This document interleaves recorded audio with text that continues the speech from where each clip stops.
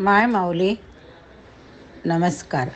आज आपण एकनाथ महाराजांना झालेले दत्तदर्शन अभिवाचनमधून ऐकूया.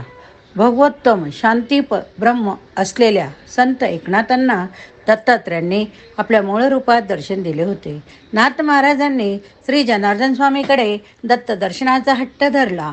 जनार्दन स्वामी म्हणाले, योग्य वेळ आली, तुझी उपासना पूर्ण झाली की दत्त आपणहून दर्शन देतील. आणि ती वेळ आली बरं का.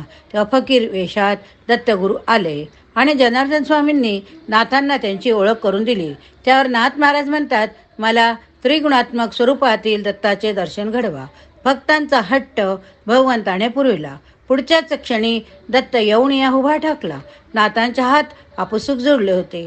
दत्तकृपा झाली. गुरुकृपेने दत्तकृपेने जन्माचे सार्थक झाले. या अप्रतिम दर्शनाचे वर्णन नाथांनी आपल्या एका आरतीमधून केले होते. कोणती आरती? त्रिगुणात्मक त्रिमूर्ती दत्त हा जाना, समाधी न ये ध्याना हरली भवचिंता. नाथ आपल्याला आवर्जून सांगत आहेत की श्री दत्तात्रय हे त्रिगुणात्मक होय.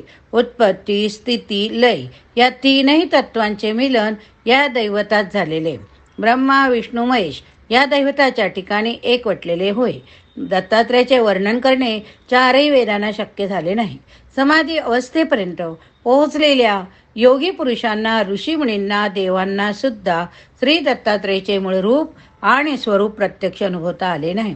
ध्यान अवस्थेमध्ये सुद्धा दत्तात्रयाचे दर्शन घडत नाही की त्यांचे रूप नजरेत साठवता येत नाही.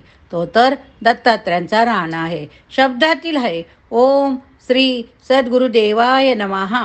ओम श्री सद्गुरुदेवाय नमः. स ब्राह्म अभ्यंतरी तू एक दत्त, जन्म मरणाचा पुरवाला असी अंत. श्री दत्तात्रयांचे वर्णन करताना नाथ महाराज म्हणतात, ब्रह्मा म्हणजे रज, विष्णू म्हणजे सत्व आणि शिव म्हणजे तम अशा तीन मुख्य देवांचा हा त्रिगुणातीत अवतार होय. जे हवे ते प्रेमाने देणारा श्री दत्त, प्रापंचिक भक्तांच्या सर्व प्रकारच्या चिंता मिटवणारा परमेश्वर. म्हणून तर माझे हे प्राणप्रिय दैवत माझ्या आत बाहेर तेज फेकून आहे. नाथ आवर्जून एक गोष्ट सांगता की कोणती? श्री दत्तात्रय हे माझ्या संपूर्ण अस्तित्वाला व्यापून आहेत.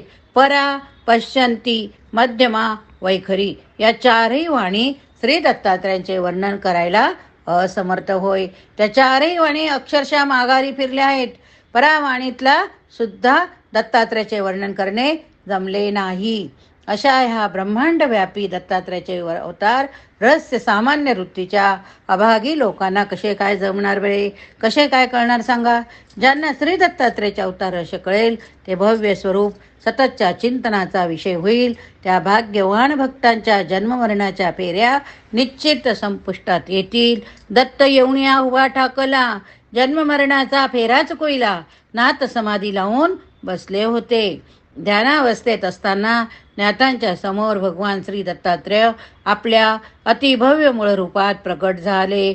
नाथांना तर परमानंद झाला हो. कोणाला होणार नाही? नाथांना तर परमात्मानंद झाला.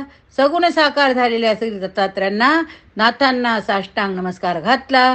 नाथांची अपूर्व भक्ती पाहूनच श्री दत्तात्रय नाथांवर प्रसन्न झाले होते.